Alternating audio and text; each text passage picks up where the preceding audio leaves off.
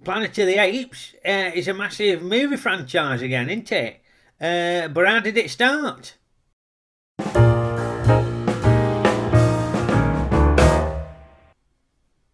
Now, back in the late 60s, I went to see Planet of the Apes. I went with Denise when we were courting. And fond memories of it because we had a nickel bit of a canoodle on the back row, during the B picture, the other feature. But when the main feature came on, Planet of the Apes, canoodling had to stop because I were hooked into it. I thought it were great. So Charlton Heston, who were in loads of sort of science fiction films in the 70s, 60s, 70s.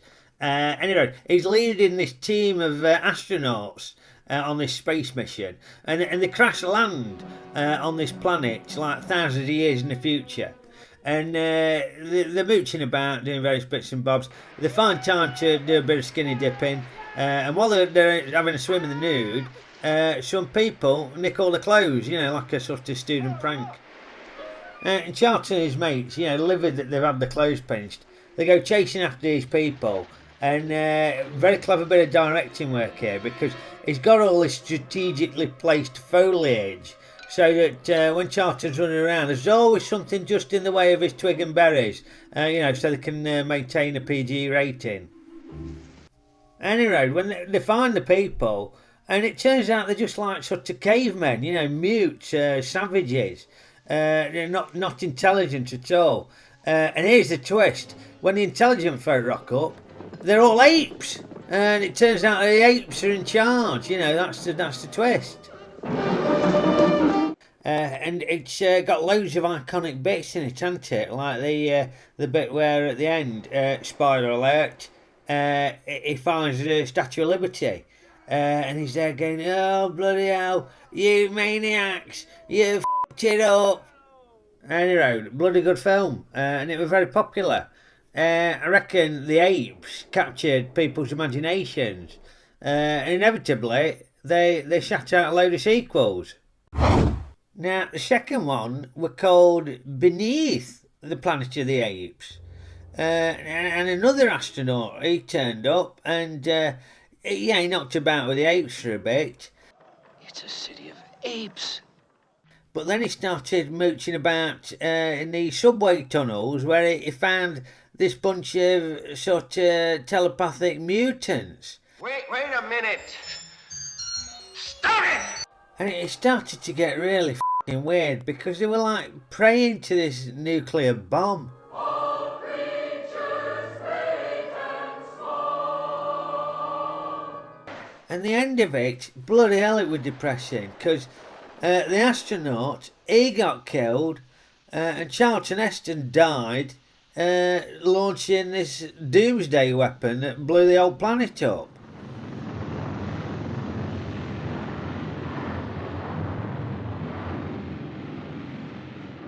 In one of the countless billions of galaxies in the universe lies a medium-sized star, and one of its satellites, a green and insignificant planet, is now dead.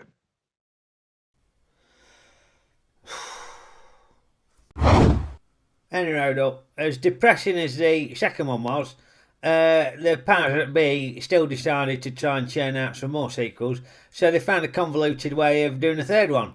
And this time they sort of reversed it, because they had some apes go back in time to present day America. I say present day, it was back in the 70s. Now, this one were a lot better, but it did still have some weird bits that I didn't understand. Like this bloke using the concept of infinite regression to explain time travel. Until he paints a picture of the artist painting a picture, of the artist painting a picture, of the artist painting a picture, of the artist painting a landscape.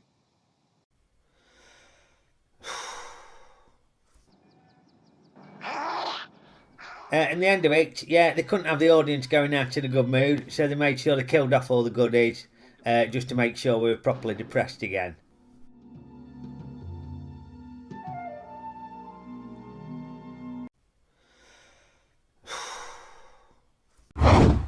After that, they did a couple more sequels, which I think diminished in quality as they went along. But people still couldn't get enough of the apes. You know, they loved them. So there were a TV series and all. And they had a cartoon. Return to the planet of the apes. And they had toys. And they advertised tea.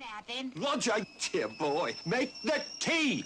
I think. And then a few years back they did like a reboot, but it wasn't very good. It didn't make any sense to me.